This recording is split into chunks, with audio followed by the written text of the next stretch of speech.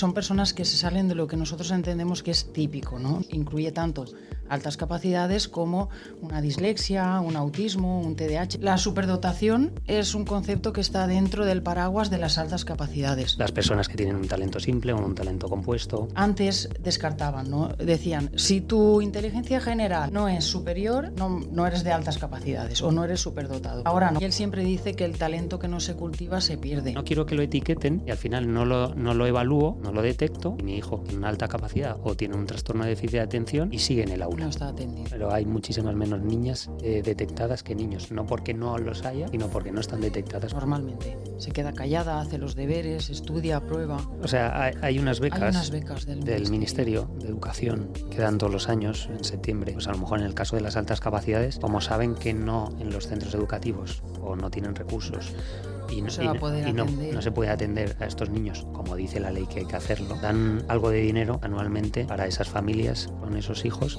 para que los lleven a centros como el nuestro para trabajar. Nada, nosotros estamos en el Centro Divergentes, estamos situados en un bajo en la calle Joaquín Costa, número 43, y luego tenemos la web que es metododivergentes.com, escueladivergentes.com. Lanzamos el pasado septiembre, pues eso, para ir formando a estos profesionales que trabajan con niños. Hola, soy Sira Ford y este es Tu Momento, donde hablamos de lo que realmente importa, de ti.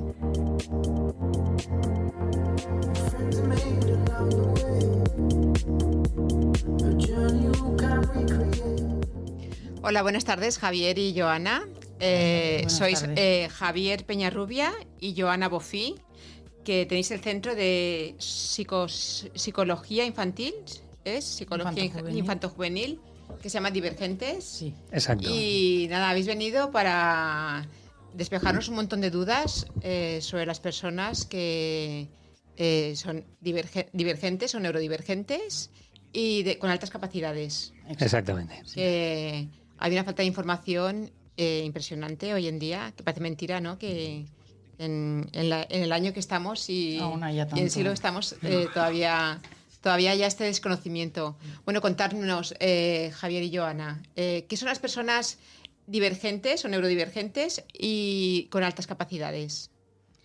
Bueno, las personas neurodivergentes son lo que entendemos, son personas que se salen de lo que nosotros entendemos que es típico, ¿no? No vamos a decir normal, porque somos todos normales, ¿no? Pero neurodivergente significa que te sales de lo que entendemos como dentro de la normalidad, dentro de lo normotípico, ¿vale?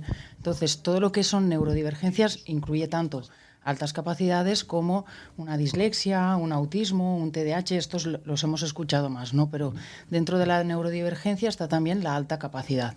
Uh-huh. En general hay conocimiento de lo que entendemos siempre como más trastorno del aprendizaje, la dislexia, el TDAH, el autismo, y hay mucho desconocimiento de lo que son las altas capacidades. Uh-huh. Las altas capacidades, yo cuando he dicho que íbamos a hacer hoy el programa de las altas capacidades, todo el mundo lo relaciona con una persona superdotada. ¿Es así? La superdotación es un concepto que está dentro del paraguas de las altas capacidades. Las altas capacidades, digamos que es el término que engloba pues la superdotación, un talento simple, un talento compuesto, la genialidad, que entendemos también es algo que tenemos más oído, ¿no? Pero las altas capacidades es como lo que abarca todo lo demás. Pues vamos ahora a diferenciar las personas con altas capacidades y las personas divergentes, ¿no? ¿Te parece? Vale, sí. Porque no se engloban en el mismo... Sí, una neurodivergencia es todo lo que se sale de lo normal, típicamente esperado, ¿no? Vale. Y dentro de la neurodivergencia tenemos dislexia, TDAH, autismo, altas capacidades... Vale. Está englobado todo. Sí. Sí, todos son neurodivergencias. Vale. Y luego dentro de las altas capacidades, es lo que decía Joana, antes se conocía más el término de superdotado. Este niño es superdotado, que era pues muy, muy inteligente, el típico sabelotodo que decíamos antes, ¿no?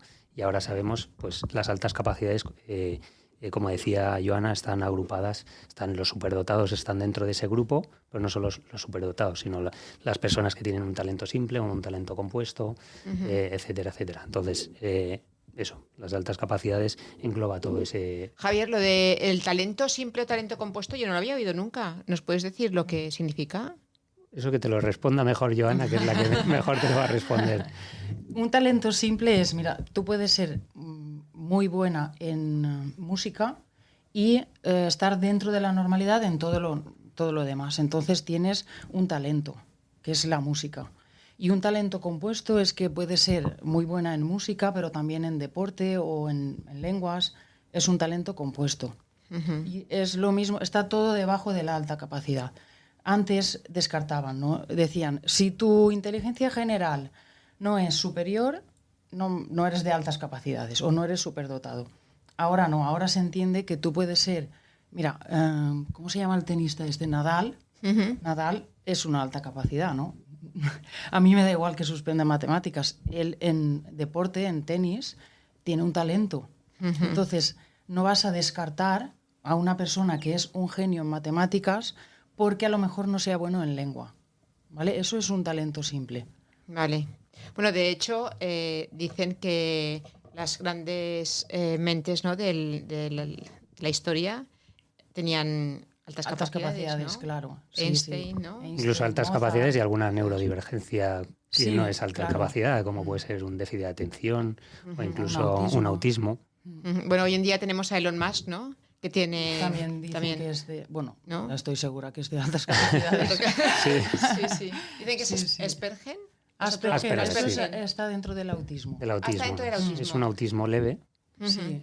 Y luego hay muchas veces que el autismo leve también hay personas que tienen altas capacidades. Uh-huh. Que es como Sheldon Cooper. Exacto, como el de Big Bang Theory, la serie. Que es Asperger, tiene un autismo leve, pero también tiene altas capacidades porque es muy, muy inteligente. Uh-huh. Y Messi también dicen que es Messi también. Asperger, sí, vale. Y es de altas capacidades. Uh-huh. Bueno, y un montón de personas que nos relacionamos todos los días con ellas y que no saben que son neurodivergentes, sí. ¿no? Sí, mira, Javi tiene números que le gustan mucho los números. Te puede explicar dentro de la población qué tanto por cien son. Vale. Y tú misma nos puedes decir cuánta gente conoces que es de altas. Entonces, seguro que te fallan los números, sí. Claro, al final, vale. En España, más o menos, alumnos escolarizados, hablemos de niños, hay 8 millones, un poquito más de 8 millones, ¿vale? De altas capacidades deberían ser entre 800.000 y 1.200.000. Realmente diagnosticados como tal, ahora mismo en España están diagnosticados solo 51.000 niños. O sea, imagínate lo que nos queda. Nos quedan, tirando por lo bajo, 750.000 niños alumnados ahora en España que no están identificados como altas capacidades. ¿Qué pasa? Que al tener altas capacidades tienen unas necesidades específicas que deberían ser cubiertas, pero como no sabemos que son de altas, porque no están detectados, pues no podemos cubrírselas. Claro. Viene el problema. Y luego salen los problemas. Exactamente. Y luego, obviamente, con los adultos, ¿vale? Las personas que ya no están escolarizadas, pasa lo mismo, que es lo que te preguntaba Joana. Seguro que a lo mejor tú conoces a alguien que tiene altas capacidades y lo sabe, pero habrá muchos que conozcas que sean de altas capacidades, pero no lo saben. Sí, entre un 10 y un 15% de la población es de altas. Entonces tú piensas, vale, de 100 personas que yo conozco, hay 10 que son de altas, seguro que no. O que no lo saben. Habrá que son, pero no, que no lo saben. Claro, pero tú no lo sabes o ellos no lo saben. Entonces es como, para nosotros no son de altas, pero realmente sí lo son. La verdad es que en la época ya de adultos, las personas que tienen altas capacidades o algo en común con las personas divergentes, han tenido que luchar toda la vida con algo que ellos saben que no encajan. Sí. Lo que pasa es que cuando nosotros éramos pequeños, pues no habían... No se detectaba. Bueno, ahora tampoco mucho. Ahora tampoco. Pero claro, pero sí. no se detectaban o simplemente tampoco nuestros padres tampoco estaban pendientes porque no se sabía, ¿no? Claro, lo que pasa es que si tú creces pensando que algo no es normal en ti o no va bien, si tú no sabes por qué, tú sacas tus propias conclusiones, ¿no? Entonces, ¿qué suele pasar? Que tú piensas que algo está mal en ti, o que no eres lista, o que... De ahí vienen todos los problemas. Cuando yo no sé qué pasa en mí, yo no le doy nombre, ¿no? No le doy una explicación, yo me pienso normalmente que es que algo no va bien. Y de ahí viene todo. O es que simplemente eres rara. O que no eres capaz, o que tienes un problema. Sí, sobre todo que eres rara. O sea, la mayoría de niños de altas se piensan que son el raro. Raros. Ajá. Sí, ¿Y qué alerta tienen que tener los padres para detectar las altas capacidades o las neurodivergencias en los hijos? Pues mira, muchas veces lo más difícil es cuando uno no tiene con quién comparar, ¿vale? Normalmente hijos únicos, ¿no? Pero si tú ves que el niño pues es precoz, empieza a hablar antes que los demás, o a lo mejor no empieza a hablar, pero cuando habla bien. Tiene mucho vocabulario. Claro, tiene un vocabulario amplio, tiene una curiosidad insaciable, o sea, es muy curioso en muchos temas. Las preguntas que te hacen no son propias de su edad. Claro. Es como, ostras, este niño parece mucho más mayor, ¿no? Es más maduro. Muy creativo. Pero te voy a decir una cosa. Yo mis hijos ya tienen uno 22 y otro 24. Pero cuando tú estás criando que empiezas el colegio, oyes a las madres y todos son los más listos. Entonces, claro, ¿cómo lo hacemos? Porque las oyes a las madres y todos y dices, vamos. ¿Sabes lo que pasa? Todos son los más listos, pero luego cuando les dices que a lo mejor pueden tener altas capacidades, como, no, mi hijo no. ¿Ah, sí? Sí, es mucha como, gente no quiere que... No es que no quieras, sino tampoco es como, no, que va, si mi hijo... ¿Sabes? Cuando lo pones sobre la mesa es como, no, si mi hijo incluso a lo mejor puede ir por detrás. Y luego resulta que sí, que tienen altas capacidades y bastante altas. Pero pasa eso, yo creo que también es un poco por el estigma de... No, es que... o sea, como que ser inteligente es como... No está bien visto, ¿no? Antes era como el sabelotodo, el tal, ¿no? Sí. Siempre, pues al niño que le hacían bullying porque era el listillo de la clase. Y sin embargo, a lo mejor era un niño que tenía altas capacidades, ¿vale? Entonces, ¿qué pasa? Pues todo esto, al final, la sociedad, pues somos muy duros. Entonces, cuando pasan estas cosas, nos crea cierto estigma que yo creo que tiene la sociedad, y hoy en día, por eso, nosotros, o tanto los adultos que lo son, se dicen que no lo son, o piensan no incluso... lo dice, queda feo decirlo. Claro, ¿no? que queda feo decirlo, aunque ¿Sí? a lo mejor ellos ¿O mismos... no les gusta reconocerlo? No, porque claro, tú imagínate que te diagnosticamos altas capacidades. Tú lo dirías, ay, que mira, que es que soy altas capacidades. Bueno, a lo mejor sí, pero Pues normalmente la gente dice, la gente le echa para ay, no, atrás. se van a pensar que soy una pedante. Sí, o prepotente, sí. o, Sí. ¿sabes? Ahí está el problema muchas veces de la detección, que es como nos hemos pensado que es algo, oh, mira, que va diciendo, o que es más inteligente, listo, ay, ¿o qué? tal, ¿sabes? Cuando tú... Se habrá creído, ¿no? Claro, y es como cuando realmente a lo mejor lo dicen totalmente, o sea, para que les entiendan, ¿sabes? Claro, sí, para que entiendan cierta... Porque luego también te hemos dicho un poco lo más relacionado con el aprendizaje, pero luego hay detrás también muchísima sensibilidad, empatía, claro. Hay toda esa parte emocional que lleva problemas muchas veces. O sea, para mí es un potencial, pero es verdad que tener mucha sensibilidad a la persona también... Le afecta mucho. Claro, todo lo vives mucho más intensamente y...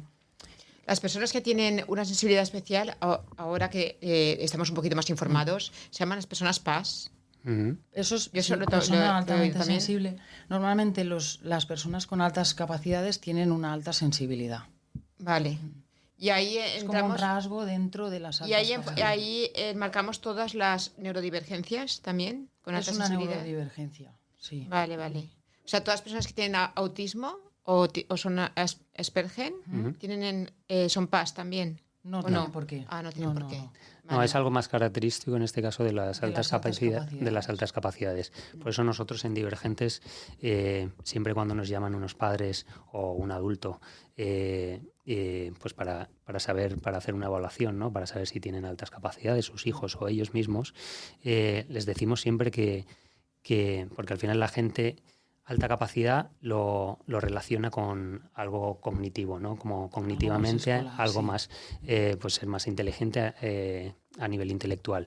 Pero realmente luego tiene el componente emocional, que nosotros decimos siempre que pongan mucho más foco en el componente emocional, porque son, pues en este caso, en el caso de los niños, pues son personas muy sensibles, como estábamos diciendo, que se frustran más que a lo mejor el resto, son muy autoexigentes, Entonces todo eso... Que llamamos intensos, ¿no? Mal llamado, pero no, a veces no dices, es que es muy intenso. Claro, es muy intenso, lo vive como todo muy intensamente, ¿no? Sí. Y es simplemente por eso. ¿Y qué pasa? Que al final lo que queremos nosotros y lo que hacemos con los niños con altas capacidades es trabajar también toda la parte emocional, para que adquieran habilidades emocionales, esa inteligencia emocional, ¿no? Que ahora está tan de moda estos últimos años, y que para ellos es súper importante, pero no trabajar en esta edad ahora cuando son pequeños, sino durante toda su vida, porque lo van a necesitar más que otra persona.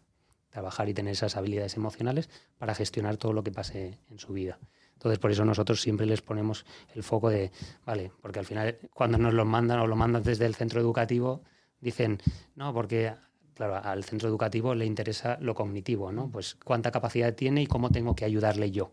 Pero claro, nosotros siempre le decimos a los padres, eso no lo perdáis de vista, lo cognitivo, pero siempre también focalizar, exacto, lo social y lo emocional, porque va a ser muy importante también de cara a su vida. Al final claro, porque se entra más en la educación, ¿no? Claro, exacto. sí.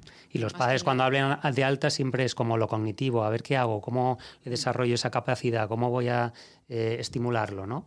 Pero luego es esa parte donde nosotros ponemos mucho el foco, es de decir, vale, pero vamos a centrarnos también en lo demás, que es lo que va a hacer también que el niño pues se sienta más a gusto consigo mismo, que tenga mejores relaciones sociales, etcétera, etcétera, ¿no? Que es toda la parte esa emocional. Los niños que tienen estas capacidades, hay que decirles enseguida la etiqueta, no sé si es... Eso lo preguntan mucho los padres. Vale. Se lo digo, que nosotros al final hacemos una sesión de psicoeducación a los padres que se explica pues qué es tener altas capacidades, qué voy a esperar, ¿no? Qué puedo esperar de él, y según la edad que tenga, cómo se lo digo. Yo soy de pensar que hay que decirlo, o sea, porque tú tienes un talento, ¿no? Tú tienes un don, por decirlo así, porque te lo tengo que esconder. Pero tengo que saber cómo explicarlo para que no te pienses que eres más que los demás, que te da derecho a... Sino, mira, tú has nacido... Bueno, ahí ya entramos en temas de... si viene ya o se hace. Claro, porque pero eso es genético, también te lo iba a preguntar. Tiene un componente genético. Es componente pero luego genético. Hay mucho más, ¿no? Eso es otro tema bastante denso. Pero mucho más como que... El contexto en el que naces, claro. La estimulación, se dice... Bueno, yo soy súper seguidora de Javier Turón, que es un experto en altas capacidades, y él siempre dice que el talento que no se cultiva se pierde. Yo siempre lo comparo con el físico. Si tú cultivas el físico, no vas al gimnasio y vas a tener un cuerpo, pues los músculos crecen, pues la inteligencia es igual. Eso con músculo, ¿no? Pues claro, músculo. Si la dejas estar... Si no la trabajas, no... Que al final es, ¿por qué hay que atender a los niños con altas dentro de clase? Porque si su cerebro no es estimulado, no tiene reto, no va a aprender, se va a quedar a nivel.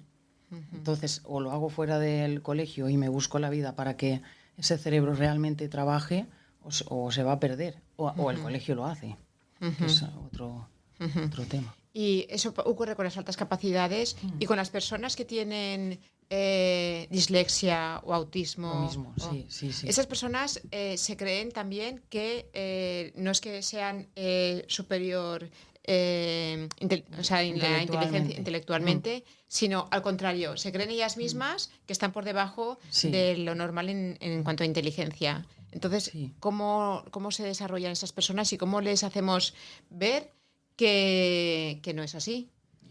Lo primero y más importante es detectarlos.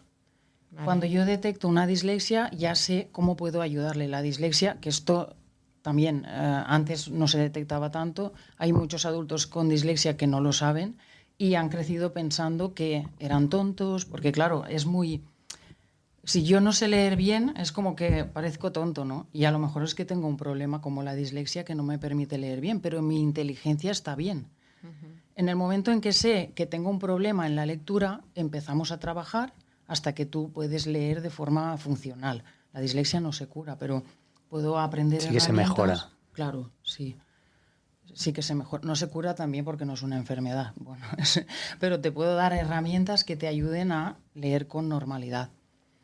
Entonces, si la dislexia, el TDAH, el autismo, si sé lo que hay, sé que tengo que trabajar y cómo puedo ayudar a la persona a que... Por eso, fundamental es detectarlo y hacer un buen diagnóstico, un diagnóstico completo donde sepas exactamente lo que hay y qué necesidades tiene esa persona para poder luego cubrirlas y poder trabajarlas. Uh-huh. ¿Y cómo colaboran los centros educativos con estas personas? Vale, los centros educativos tienen también protocolos de detección. Ellos tienen la figura del orientador educativo y el profesorado. El profesorado es quien tiene que detectar en el aula que algo pasa, o bien que la lectura no es normal para lo esperado por edad, o que el niño se aburre mucho o que molesta. Entonces el profesor normalmente avisa al orientador o orientadora y ellos pasan las pruebas para detectar. Y luego la ley de educación contempla que se tienen que hacer adaptaciones que ayuden a que el niño pues tenga una educación con los mismos derechos que los demás, ¿no? Si yo tengo dislexia, me tendrán que adaptar el contenido para que yo pueda leer y aprender como todos los demás. ¿Y cómo les adaptan el contenido? Pues, por ejemplo, en dislexia se simplifican mucho los enunciados de las preguntas o se usan mucho imágenes. Así que eso está bastante procedimentado y se hace para conseguir que un niño con TDAH igual tiene unas medidas específicas para que dentro del aula pueda funcionar como todos los demás. Uh-huh. Y las altas capacidades igual. Si yo detecto altas capacidades, hay varias medidas en función de la necesidad de cada niño. Pero bueno, normalmente se hace compactación curricular, que es eliminar contenidos que son muy repetitivos o que el alumno ya sabe, ya ha aprendido, y el enriquecimiento curricular, que es los contenidos del aula los adapto a mi nivel. ¿Vale? Imagínate que estás en un aula, tú, a tu edad, en un aula en la que están aprendiendo a contar. ¿Y tú qué haces en esa aula? Sí, ya sabes contar. Claro, tú ya sabes contar, ¿no? Claro. Te aburres, molestas, no aprendes. Entonces tienen que adaptar el contenido de esa clase para ti. Eso es lo que se debería hacer con los niños con altas. Vale. Y me imagino que no, los centros no están por la labor todos. A ver, por la labor seguramente sí que estén todos, pero el problema son recursos y el problema a veces también... Falta de recursos y de conocimiento. Exacto, para detectar. Formación para la detección y luego para la intervención en el aula. O sea, sobre todo los profesores y los orientadores de los centros deberían estar muy formados en neurodivergencias para poder detectarlo y poder diagnosticarlo. Y a partir de ahí trabajar, como ha dicho Joana, en el aula. Pero la realidad, porque yo conozco a personas que nos queda mucho por hacer. Pues esa es la realidad, desgraciadamente. Es que la familia se tiene que buscar la vida, la familia se tiene que buscar el apoyo y la familia es una lucha continua veces, porque no se ve respaldada por los centros. Sí. Y sobre todo hay mucho desconocimiento de lo que son las altas, muchos mitos. Nos tenemos que asegurar, sobre todo, que el profesorado esté formado para saber qué es y qué no es unas altas, porque te encuentras con mucho desconocimiento. Sobre todo, por lo que decía Joana, un ejemplo puede ser el típico de decir, pero ¿por qué voy yo a trabajar con este niño o a enriquecer el currículo si ya lo sabe? ¿No? Claro. Si va por delante, déjalo ahí y me voy a dedicar al niño autista, de la dislexia, al que tenga discalculia y al resto para enseñarles, porque este niño estamos dando sumas y este niño sabe multiplicar. Y el problema muchas veces es que, pues, lo que ha dicho Joan antes, empiezan a sumar y aunque no sepa, el niño de altas a lo mejor el primer día ya sabe sumar, pero el resto necesita una semana o 2 meses, ¿sabes? Haciendo lo mismo y luego con otro, con decimales y luego tal. Y a lo mejor el de altas ya ha aprendido desde el primer día. ¿Qué pasa? Que la repetición llega al aburrimiento y el aburrimiento, pues hay quien se evade o hay quien molesta y entonces los maletiquetan de déficit de atención. Es que tu hijo no para, es que tu hijo tal, les llaman la atención, el niño obviamente se aburre, incluso llegan a odiar el colegio. Pero odiar el colegio a edades tempranas como 3 y 4 años. Y nos han llegado padres de, es que me han dicho en el cole que igual tiene TDAH y haces la evaluación y es una alta capacidad. ¿Qué parece? Se porta mal y se distrae, TDAH. Claro. Se porta mal y se distrae porque es que lo que hay delante de él no, es que no le motiva. Es que todos los niños los etiquetamos con falta de déficit de atención o TDAH, ¿verdad? Se ha puesto muy de moda. Es que es muy fácil parecer un TDAH, es muy fácil.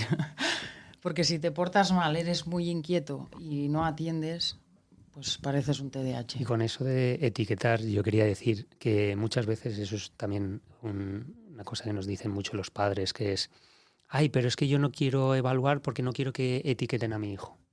Nosotros siempre la respuesta es la misma. Aquí no se trata de etiquetar. Eso lo hacíamos antes y ya estamos en un momento en el que no lo hacemos. Lo que hacemos es ponerle nombre y sobre todo saber qué necesidades tiene tu hijo. Me da igual que se llame alta capacidad o el nombre que le quieras poner, pero tu hijo tiene estas necesidades. Y para cubrir estas necesidades necesitamos que en el centro educativo trabajen esto, que vosotros como familia tengáis en cuenta esto para trabajar esto. Y luego nosotros en nuestro centro trabajaremos esto. Entonces, ir todos en la misma dirección. Entonces, eso también es un estigma de no quiero que lo etiqueten y al final no lo evalúo, no lo detecto y mi hijo tiene una alta capacidad o tiene un trastorno de déficit de atención y sigue en el aula. No está atendido. Y no está atendido y sus necesidades siguen siendo las mismas y no se cubren. Y ahí está el problema, cuando vienen todos los problemas y eso es lo que intentamos hacer con eso de la detección y para eso pues lo que decíamos de que sí o sí la formación que tienen que hacer es muy, muy, muy grande todavía.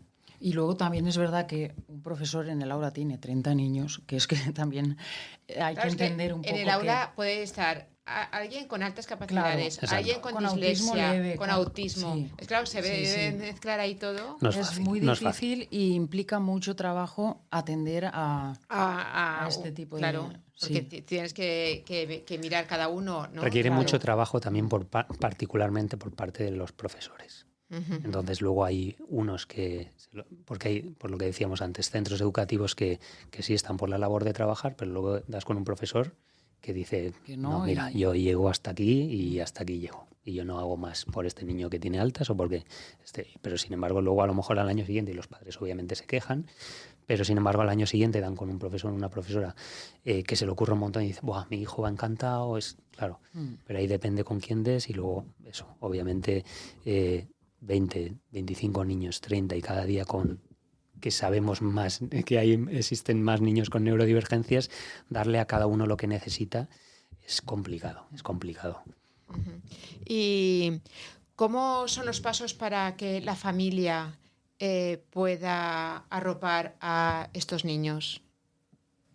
Lo primero es detectarlo. O sea, siempre decimos que si tienes una mínima sospecha, que busques ayuda y hacer una evaluación para tener un diagnóstico.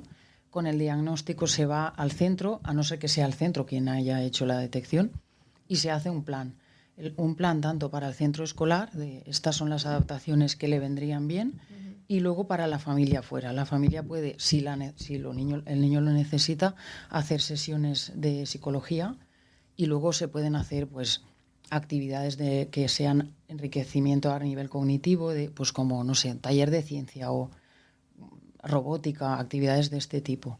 Uh-huh. Sobre todo es cuando yo detecto cuáles son los problemas, empezar a trabajar a nivel individual. Uh-huh. Pero me imagino que, aparte de hacerle seguimiento a los niños, le deberéis dar unas pautas a la familia, a los padres, sí, claro. Esto es a las familias del entorno. Sí.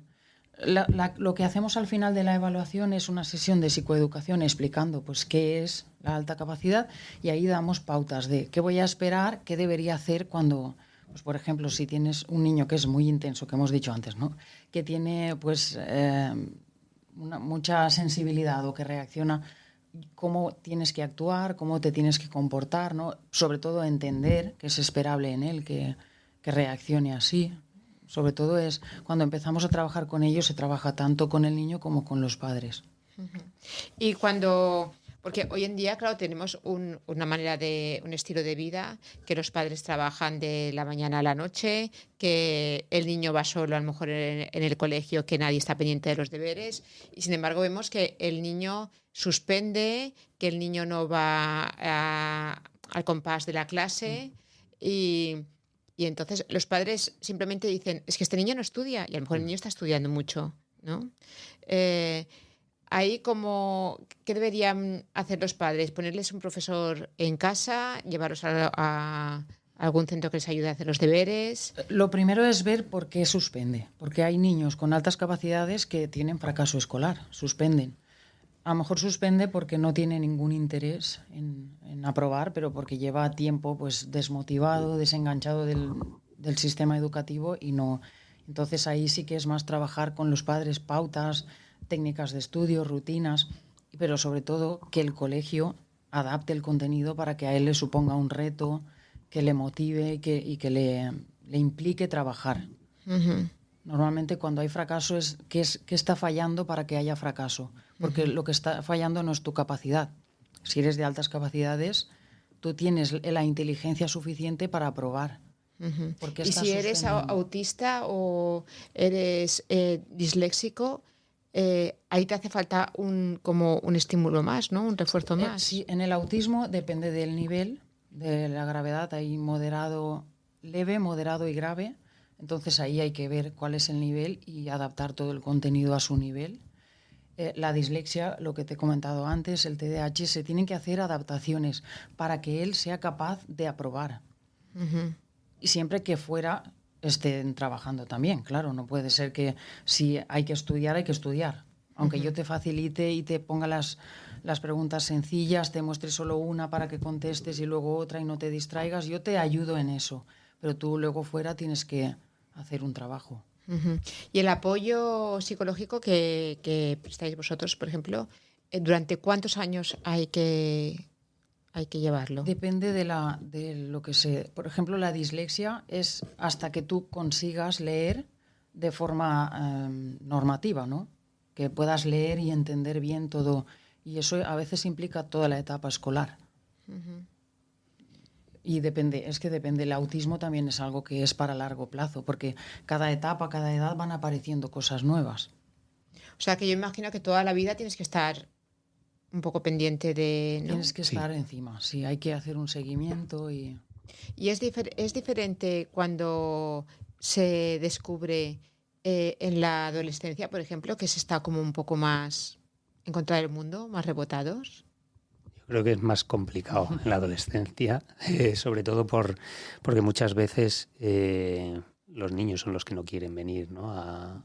O los adolescentes en este caso, cuando les dicen de ir a un psicólogo es como, esto no, por aquí no paso, ¿sabes? Por esa rebeldía. Entonces con los adolescentes es un poco más complicado, pero obviamente al final, como decíamos, el hecho de tener un diagnóstico es prioritario, pero no solo para la etapa escolar, sino para su vida adulta también. Conocerse a uno mismo al final es lo que te va a hacer tener respuestas para luego en el futuro, cuando seas adulto, saber por qué te pasan ciertas cosas, cuando te comparas con los otros y como decíamos antes ostras, soy el raro, pero ya sé por qué soy el raro. ¿Sabes? Es por esto y por esto. Y tener un poco más las cosas claras. Y en la etapa adulta, os comentaba yo antes de entrar, que yo he descubierto ahora a mi edad que puedo ser neurodivergente, porque ahora con Instagram pues estamos todos más enterados y yo me saltó, no sé por qué, una chica que es neurodivergente y dice todo lo que le pasa, tal, y me identifiqué muchísimo con ella. Y dije, uy, pues a mí me pasa esto. Y la verdad es que me alegré muchísimo de ver que yo esas cosas que no encajaba en esta vida, pues... Que no estaba sola. Exactamente, que no estaba sola y que era porque me pasa algo. Claro, le das una respuesta a lo que yo decía, joder, es que soy rarísima aquí en esta sociedad, que todo el mundo tiene que ser más o menos igual y nos tiene que gustar las mismas cosas y entonces, pues claro, me alegré muchísimo, pero ahora me gustaría que a la gente que lo descubrimos en la etapa adulta, ¿cuáles son los pasos que tenemos que seguir? Al final yo creo que el paso más grande es atreverte a hacer un diagnóstico, que es lo que mucha gente,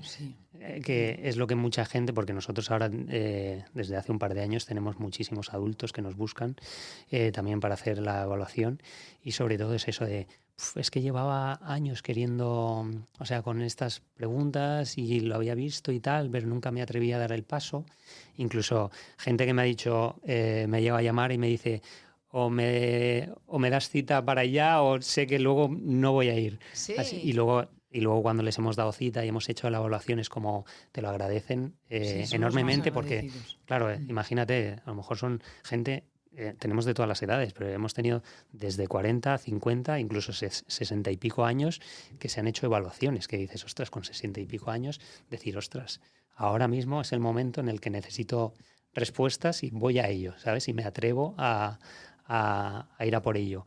Luego la gente sale encantada y la verdad es que las palabras que nos dicen de agradecimiento por esa luz, ¿no? Que has arrojado ahí durante tantos años. Claro, pues llevas toda la vida pensando que eres la rara de la familia o la rara de los amigos o la rara que no encajas, sí. Y de repente dices, mira, pues es que... Ya sé lo que pasa. Exactamente, que esto tenía un porqué. Sí.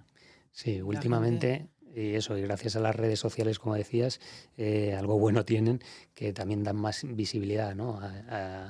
a esto, a las neurodivergencias, y al final la gente ya no lo toma como algo que sea raro, exacto, ¿sabes? Como, oye, pues ya está, si todo el mundo tiene déficit de atención ahora y todo el mundo tiene autismo. Adultos que de adultos han detectado que eran autistas Asperger o autismo leve. Uh-huh. Y no es que sea una mala noticia para ellos, para nada, es como... Es un descanso, vale. ¿No? Sí, incluso para las parejas, imagínate. Es que hay muchos conflictos que aparecen porque tú no sabes que la persona que tiene un autismo o que es de altas capacidades. Uh-huh. Y va asociado los... enfermedades mentales a este tipo de personas como la depresión, como la ansiedad, trastornos del sueño, cosas así?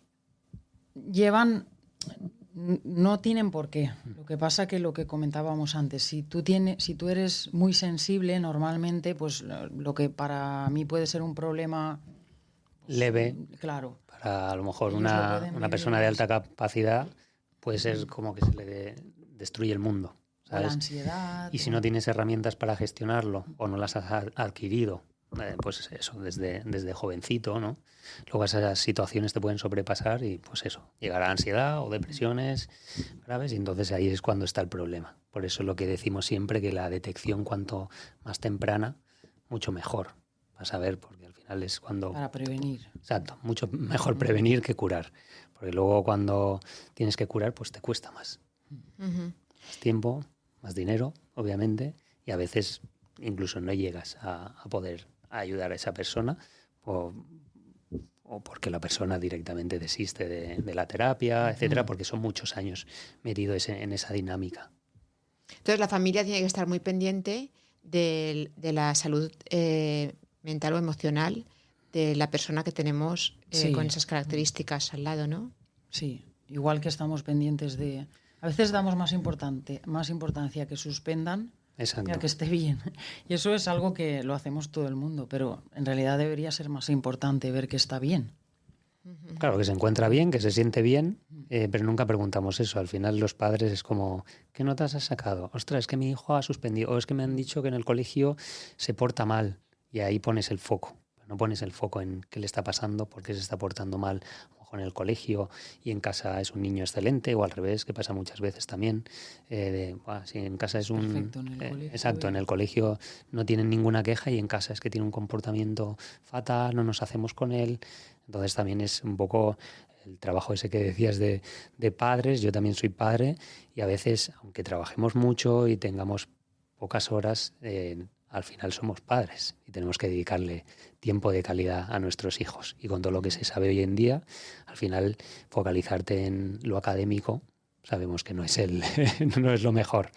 Entonces, pues eso, hablar con nuestros hijos, saber qué les está pasando realmente en todas las etapas, pues eso, la adolescencia que comentábamos antes, ¿no? Saber qué es la adolescencia, que hoy en día pues tenemos información ya para todo. Sabemos cómo actuar o cómo deberíamos. Nuestros padres antes no tenían esto que tenemos nosotros. Lo que pasa es que a veces por esa falta de tiempo o porque estamos metidos en 1000 historias, no ponemos el foco en eso.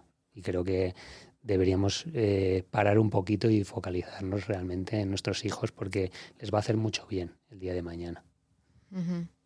Y en la edad adulta, cuando se sufre esto, muchísimas personas dicen, yo soy muy perfeccionista o soy... Y eso es un sufrimiento continuo. Claro. Sí, el perfeccionismo también es un rasgo de las altas capacidades, que antes no te lo he dicho. También pero es un rasgo. Es algo que te genera malestar y normalmente no solemos buscar ayuda por eso. Es como, acepto que es que yo soy así y ya está, y no tienes por qué. Puedes buscar ayuda y...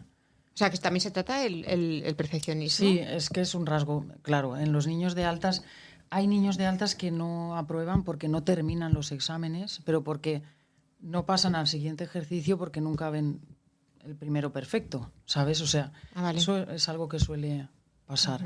Y gente, incluso en el trabajo, de no terminar el trabajo porque nunca lo veo suficientemente bien hecho, y eso es lo que me lleva a problemas, no mi capacidad de hacerlo. ¿Y cómo puede una persona adulta manejar su vida entre la sociedad, la pareja amorosa, el trabajo? ¿Cómo lo encaja? Unas medidas así para que podáis dar. Una persona con altas capacidades, ¿te refieres? Sí, a ver, normalmente es en todo, en psicología, cuando vienes a consulta vemos qué te está generando malestar y a partir de ahí te voy ayudando, te voy dando herramientas que te van a ayudar a, pues, si es en la pareja, a manejarte mejor con la pareja. ¿Qué es que no me comunico bien? Pues vamos a aprender técnicas de comunicación. No es como que yo voy detectando tus necesidades y te voy ayudando a sobrellevarlas. Porque estas personas tienen también dificultad de tener una relación de pareja estable. No tiene por qué. No, eso es independiente de si eres altas capacidades o no. ¿Y si tienes alguna neurodivergencia de otro tipo? Tampoco. Puede ser, a ver, por ejemplo, tener un autismo leve, normalmente, o las altas capacidades tienen problemas de comunicación. Entonces, les faltan habilidades. Entonces, eso puede llevar problemas. Por eso es tan importante detectar cuanto antes mejor y que no aparezcan esos problemas. Claro, lo que hemos dicho antes, de prevenir antes que curar. O a lo mejor no saben expresar las emociones y lo que hacen es, yo me las guardo y al final eso va a salir de otra forma, ¿no? Entonces, si ayudamos primero reconozco la emoción, que no siempre pasa, y luego aprendo a gestionarla. No tengo explosiones, los adultos también. Las explosiones es una falta de control de la ira. Eso es porque no he aprendido bien a gestionar el enfado. Y lo he llevado hasta la etapa adulta. Entonces, si yo voy a tiempo y me ayudan a hacer esto, no va a aparecer el problema. Vale. ¿Y cómo hacemos para que los niños... O sea, yo creo que casi...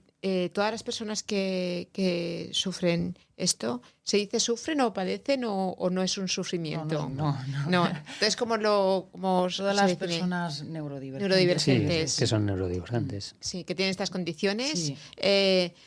¿Son poco sociables? No todas. No. Pero es uno de los rasgos. Es que el problema, y no problema, pero las altas capacidades es un perfil muy heterogéneo. Por eso nosotros siempre recomendamos un libro que se llama A mí no me parece. Y es porque es lo típico de, pues no parece de altas. Y es porque igual está la persona que es muy implicada, pues muy perfeccionista, quiero hacerlo todo bien, estudia mucho, lo típico que pensamos, ¿no? En un superdotado. Y luego está el que no hace nada, que le da todo igual, que se porta mal. Y luego, socialmente, alguno es un líder, otros son un cero a la izquierda, les cuesta mucho comunicarse. Sí, se apartan. Entonces, y es un grupo, o sea, y los estamos englobando en un grupo que es el de las altas. Claro, pero dentro de las altas hay uno que es totalmente diferente al otro. Entonces, claro, cada uno tiene sus necesidades y es lo que hablábamos antes, que no puedes tratar igual a uno que a otro. Al final hay que cubrir a cada uno las necesidades que tiene. Y luego, algo de lo que no hemos hablado también con las altas capacidades, muchas veces las mujeres no se identifican tanto, porque se camuflan más. ¿Ah, sí? Sí. Se ve que los hombres nos queremos dar notoriedad y nos da igual que... No, porque piensa una niña dentro de clase que se aburre, que no aprende, que no molesta, se queda normalmente, se queda callada, hace los deberes, estudia, prueba. Entonces a nadie le le puede sugerir un problema. O sea, la profesora, ¿qué va a pensar? Nada. Claro, no dice ni que tiene déficit de atención ni nada de eso, entonces no saltan las alarmas. Porque es más tranquila. Es una niña más tranquila, tal, luego no suelen querer destacar tampoco. Exacto. Y pasan muy desapercibidas. O sea, de esos números que te ha dado Javi, imagino que si hay un 0,26 detectado, hay 0,02 de niñas. Segurísimo. Que a lo mejor hay muchísimas menos, pero hay muchísimas menos niñas detectadas que niños. No porque no los haya, sino porque no están detectadas por eso que acabamos de comentar. Que es muy curioso, pero claro, esas niñas o esas mujeres que no han sido detectadas, claro, siguen sufriendo y siguen teniendo esos problemas que hemos comentado anteriormente. Entonces, por eso el tema de la formación, ¿no? De hecho, nosotros en Divergentes, ahora en los últimos 2 años hemos estado trabajando en una plataforma de cursos online que va enfocada para profesionales, para psicólogos orientadores, docentes, para esto mismo, para dar notoriedad a las neurodivergencias, para que aprendan lo que es y sobre todo sepan cómo ayudarles, ¿no? Que al final es de lo que se trata, ¿no? Hoy en día, de poder descubrir a todo el mundo que tiene una neurodivergencia y poder ayudarle. Igual que a los demás, para que no tengan problemas en su vida adulta. ¿Y en los niños enseguida se ve más porque son más movidos o porque por eso? Se portan mal, molestan. Normalmente es por eso. Les gusta más destacar. ¿Ah, sí? ¿Les gusta más destacar? En general, yo creo que sí. A los niños no les importa que luego les digan los genes dentro, ¿no? El listillo de la clase o eso que decíamos, yo creo que no le importaba. Es como, pues sí, ¿sabes? Pero normalmente es porque molestan, el profesor no puede más y les dice, buscad ayuda a un psicólogo que se porta mal. Y ahí es de, no se porta mal porque es de altas capacidades. Y hay muchos niños que están medicados, ¿no? En el tema TDAH sí. Solamente en el TDAH. No, en autismo también se da tratamiento, pero lo más común es en el TDAH. Muchísimos. Sí. Muchísimos. ¿Y es la salida más efectiva, más común o menos problemática? La más fácil y rápida. La más fácil y rápida. Por eso os lo pregunto. Y la más conocida, desgraciadamente. Sí.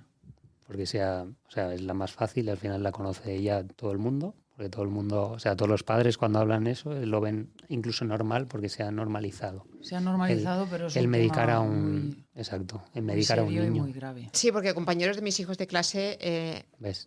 Todo el mundo conoce a alguien que está medicado. Sí, que la madre decirte, es que hoy está más movido porque no le he dado la medicación. Claro, sí.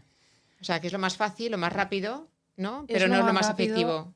Lo más efectivo es ayudar al niño y hacer terapia con él para que y lo mejor, porque ¿para qué te vas a tomar un fármaco si puedes?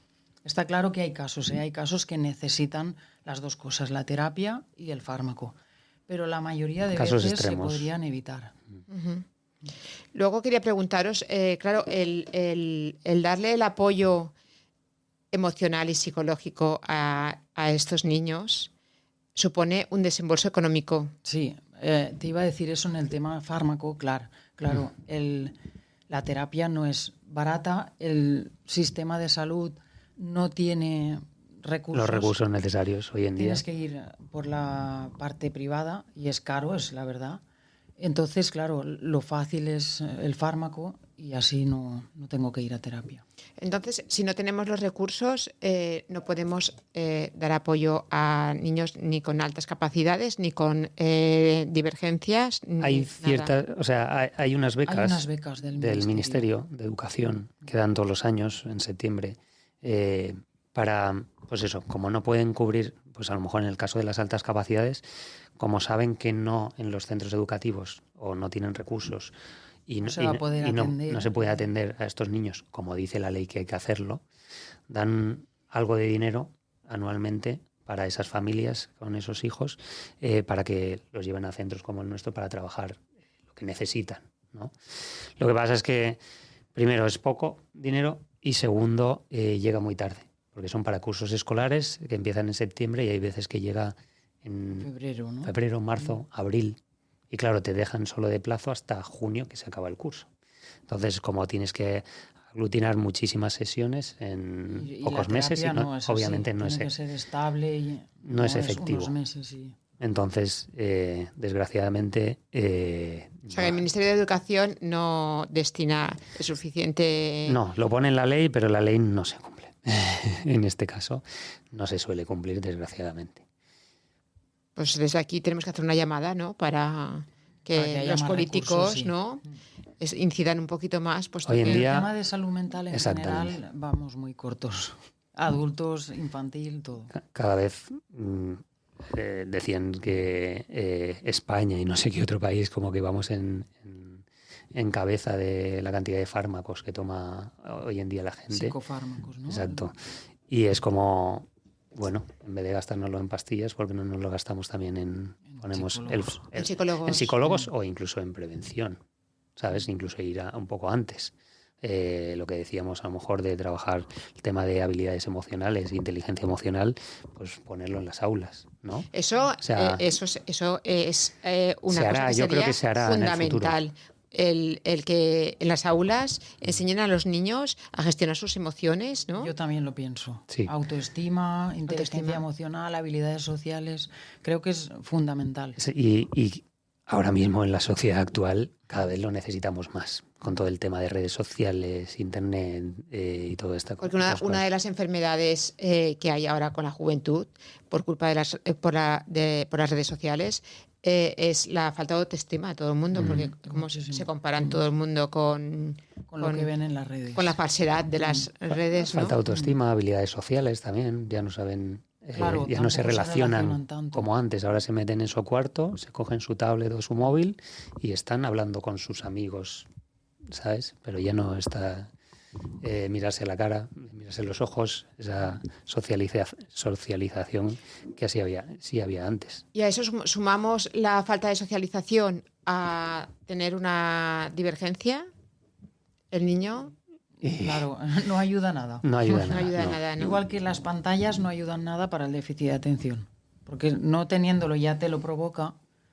Nosotros como adultos, yo me lo noto, luego cuando leo, como que me falta algo, ¿no? Imagínate. Sí, has tenido demasiados estímulos y luego te cuesta concentrarte.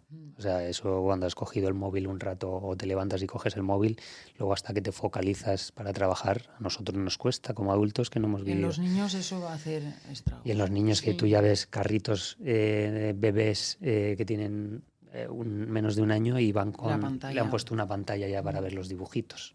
Eso es lo que decía yo de tema de los... Yo lo he visto. Pantalla, sí.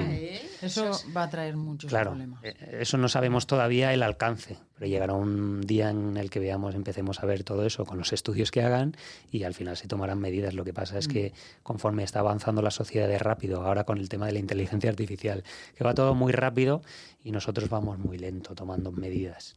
Entonces será ya, pues eso, va a ser curar más que prevenir. Y curar, pues obviamente cuesta el doble. Yo me lo noto porque antes de que aparecieran las redes sociales, tú te cogías un libro para leer y enseguida te enfocabas, ¿verdad? Enseguida estabas metida dentro del libro, de la historia y de todo lo que estuvieras leyendo. Ahora yo noto que me cuesta 15 o 20 minutos. Sí. Y luego estás leyendo y como que quieres mirar, ¿no? Es como, vale, ya me he cansado de leer, no aguantas como antes. Yo sí noto eso de... Eso es brutal y me imagino que los niños con la educación a la hora de estudiar en la universidad les costará muchísimo más. Mucho, sí. ¿No? Bueno, como dicen que, como bien has dicho tú, ¿no? Que es un músculo que se tiene que ejercitar. Claro. Ahí la única solución es... ponerse un límite Las pantallas en los niños deberían estar muy limitadas, o sea, no darle a un niño el móvil y eso no se puede hacer, no va a acabar bien. Ya. Sí, yo creo que aquí todavía no tenemos no tenemos los datos para saber cómo va a afectar, pero sabemos que afecta muchísimo. Está apareciendo ya mucho trastorno del lenguaje o retraso en la aparición del lenguaje, eso es todo por las pantallas. Porque el niño no interacciona con una pantalla. Cuando juega en casa sí, pero con una pantalla no. Y la tecnología, igual que va en contra del aprendizaje y de todo esto, ¿a vosotros os ayuda para vuestra profesión? ¿La tecnología está implícita en el tratamiento de ¿Te refieres a si usamos pantallas con ellos? Sí, no. Si usáis tecnología. Con ellos, o inteligencia artificial o algo. No. A nivel empresa sí, obviamente, Claro, pero lo que sí. son las evaluaciones y las sesiones... Las terapias, no. No usamos pantallas. No usáis pantallas. No.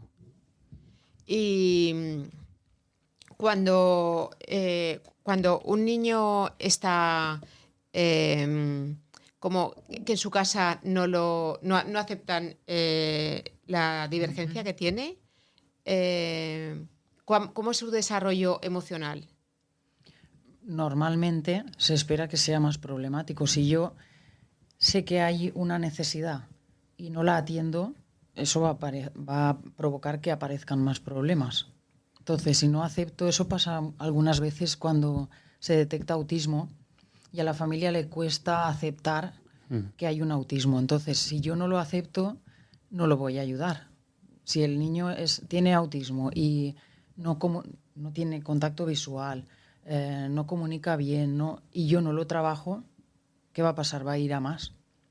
Normalmente piensas, ahora no lo quieres ver, ¿vale? Yo te entiendo. Como padre o como madre, o sea, si no lo has visto, o sea, ves que tu hijo a lo mejor es algo diferente o que se comporta de manera diferente, pero no llegas a... Y cuando te dicen que es autista, hay gente que se lo toma como que es un, ¿sabes? Un descalabro en su vida, y es como que no lo quieren ver.